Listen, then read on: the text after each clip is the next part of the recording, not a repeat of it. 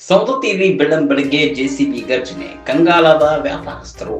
ಬೆಳಗಾವಿ ಜಿಲ್ಲೆ ಸವದತ್ತಿ ನಗರದಲ್ಲಿ ಎಪಿಎಂಸಿ ಮಾರುತಿ ದೇವಸ್ಥಾನದವರೆಗಿನ ರಸ್ತೆ ವಿಸ್ತೀರ್ಣ ಹೆಚ್ಚಿಸುವ ಹಿನ್ನೆಲೆಯಲ್ಲಿ ಅಂಗಡಿ ಮುಗ್ಗಟ್ಟುಗಳು ಸೇರಿದಂತೆ ಕಟ್ಟಡ ತೆರವು ಕಾರ್ಯಾಚರಣೆ ಭರದಿಂದ ಸಾಗಿದೆ.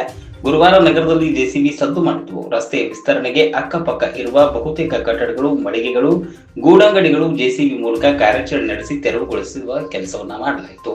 ಸವದತ್ತಿ ತಾಲೂಕು ಆಡಳಿತ, ಪುರಸಭೆ ಹಾಗೂ ಪೊಲೀಸ್ ಇಲಾಖೆ ನೇತೃತ್ವದಲ್ಲಿ ಅಧಿಕಾರಿಗಳ ಸಮ್ಮುಖದಲ್ಲಿ ತೆರವು ಕಾರ್ಯ ನಡೆಯಿತು. ಈ ಸಂದರ್ಭದಲ್ಲಿ ಹಳೆ ವ್ಯಾಪಾರಿಗಳಿಗೆ ತಮ್ಮ ಅಂಗಡಿ ಮುಗ್ಗಟ್ಟನ್ನ ನೆಲಸಮ ನೋವು ತರಿಸಿತು. ಆದರೆ ಅಭಿವೃದ್ಧಿ ಕಾರ್ಯಕ್ಕೆ ನಗರದ ಜನ ಕೈಜೋಡಿಸಿದ್ದು ವಿಶೇಷವಾಗಿತ್ತು. 10 ಜೆಸಿಬಿ ಹಾಗೂ 100 ಜನ ಪೊಲೀಸ್ ಸಿಬ್ಬಂದಿಗಳ ಸಮ್ಮುಖದಲ್ಲಿ ನಡೆಯುತ್ತಿರುವ ತೆರವು ಕಾರ್ಯಾಚರಣೆಯಲ್ಲಿ ಸವದತ್ತಿಯ ತಹಶೀಲ್ದಾರ್ ಮಲ್ಲಿಕಾರ್ಜುನ್ ಹೆಗ್ಗಣ್ಣವರ್, ಸಿಪಿಐ ಧರ್ಮಾಕರ್ ಧರ್ಮಟ್ಟಿ, ಪುರಸಭೆ ಮುಖ್ಯಾಧಿಕಾರಿ ಸಂಗನಬಸಯ್ಯ ನೇತೃತ್ವದಲ್ಲಿ ರಸ್ತೆ ಅಗಲೀಕರಣ ನಡೆಯಿತು. ಎಲ್ಲಿಂದ ಎಲ್ಲಿ ಮಠ? 19ನೇ ತಾರೀಕುವರೆಗೆ ಅವ್ರು ಕೊಡು ಕೊಟ್ಟಿದ್ದೇವೆ. ಸವದತ್ತಿ ಪಟ್ಟಣದ ಎಪಿಎಂಸಿಯಿಂದ ನಮ್ಮದು ನವದಿಗೆ ಹಾಸ್ಪಿಟಲ್ ಮುಂದಿನ ಸರ್ಕಲ್ವರೆಗೆ ರಸ್ತೆ ಅಗಲೀಕರಣ, ವಿದ್ಯುತ್ ದೀಪ ಅಲಂಕಾರ ಮತ್ತು ಫುಟ್ಪಾತ್ ನಿರ್ಮಾಣ ಸಲುವಾಗಿ ಭಾಳಷ್ಟು ಇಲ್ಲಿ ರಸ್ತೆ ಅತಿಕ್ರಮಣಗಳಿಗೆ ಸಂಚಾರಕ್ಕೆ ಭಾಳ ತೊಂದರೆ ಆಗಿತ್ತು. ಸಾರ್ವಜನಿಕರಿಗೆ, ಆಮೇಲೆ ಶಾಲೆಗೆ ಹೋಗುವಂಥ ವಿದ್ಯಾರ್ಥಿಗಳಿಗೆ, ಸಾರ್ವಜನಿಕರಿಗೆ ಭಾಳಷ್ಟು ಇಲ್ಲೇ ಕಿರಿಕಿರಿ ಆಗ್ತಿತ್ತು. ಅದನ್ನು ಮನಗಂಡ ರೈತರಿಗೆ, ಹೊಲಕ್ಕೆ ಹೋಗೋರಿಗೆ, ಬರೋರಿಗೆ, ಮತ್ತೇನು ನಮ್ಮ ಯಲ್ಲಮ್ಮ ದೇವಸ್ಥಾನ ಸುಪ್ರಸಿದ್ಧ ದೇವಸ್ಥಾನ ಇದೆ. ಯಲ್ಲಮ್ಮ ದೇವಸ್ಥಾನ ಬರುವಂಥ ಭಕ್ತರು ಸವದತ್ತಿ ಬರ್ಬೇಕಾದ್ರೆ ಮಾಡ್ಕೊಂಡು ಬರಬೇಕು.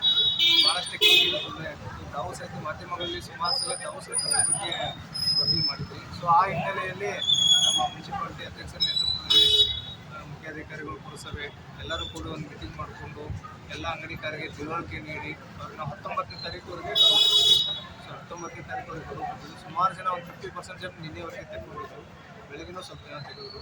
ಸೊ ಒಂದು 70ರಿಂದ 80% ಜನ ಅವರೇ ಸ್ವಯಂ ಪ್ರೇರಿತವಾಗಿ ನಮ್ಗೆ ತಾಲೂಕು ಆಡಳಿತಕ್ಕೆ, ಪುರಸಭೆಗೆ ಸಹಕಾರ ಕೊಟ್ಟು ಅವರೇ ಅಂಗಡಿಗಳನ್ನು ತೆರವು ಮಾಡ್ಕೊಂಡಿದ್ದಾರೆ. ಒಂದು 2-3 ಕಟ್ಟಡಗಳು ಮಾತ್ರ ಉಳಿದಿದ್ದಾವೆ. ಅವರೂ ಸಹಿತ ತೆಗೆಯಲು ನಮ್ದೇನು ಅಭ್ಯಂತರ ಇಲ್ಲ ಅಂತ ಹೇಳಿದ್ರು. ಸರಿ, ಎಷ್ಟು ಸಿಬ್ಬಂದಿ ನೇತೃತ್ವದಲ್ಲಿ ಮತ್ತೆ ಎಷ್ಟು ಪೊಲೀಸ್ ಸಿಬ್ಬಂದಿ ಒಂದು 150 ಜನ ಪೊಲೀಸ್ ಸಿಬ್ಬಂದಿ ಅದಾರ ರೀ. ಒಂದು 70ರಿಂದ 80 ನಮ್ಮ ಮುನ್ಸಿಪಾಲಿಟಿ ಸಿಬ್ಬಂದಿಗಳು ಅದಾರ. ಒಂದು 6 ಜೆಸಿಬಿ ತರಿಸಿದ್ದೀವಿ. ಪೊಲೀಸರು ಮತ್ತು ನಮ್ಮೆಲ್ಲ ಪುರಸಭೆ ಸಿಬ್ಬಂದಿ ಸಹಕಾರದಿಂದ ಈ ಒಂದು ಕಾರ್ಯಾಚರಣೆ ತೆರವು ಮಾಡ್ತಾ.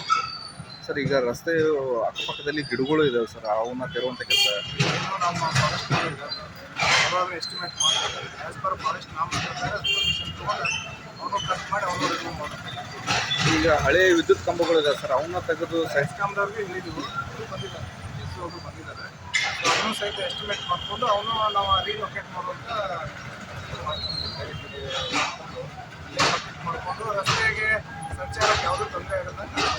ಅಲ್ಲ, ಈಗಾಗಲೇ ರಸ್ತೆ ಅಗಲೀಕರಣಕ್ಕೆ ಸಂಬಂಧಪಟ್ಟಂತೆ ಯಾರಾದರೂ ತಕರಾರು ತಗೊಳ್ಳುವಂಥ ವ್ಯವಸ್ಥೆ ಆಗಿದೆ ಅಂತ? ಯಾರು ನಮಗೆ ತಕರಾರು ಯಾರು ಏನು ನಮಗೇನಂಗೆ ತೊಂದರೆ ಏನು ಎಲ್ಲರೂ ಸಹಕಾರ ಸ್ವಯಂ ಪ್ರೇರಿತವಾಗಿ ಅವರು ತೆಗಲಿಕ್ಕೆ ಸ್ವಯಂ ಪ್ರೇರಿತವಾಗಿ ಒಂದು 60ರಿಂದ 70% ಅವರು ತಗೊಂಡಿದ್ದಾರೆ.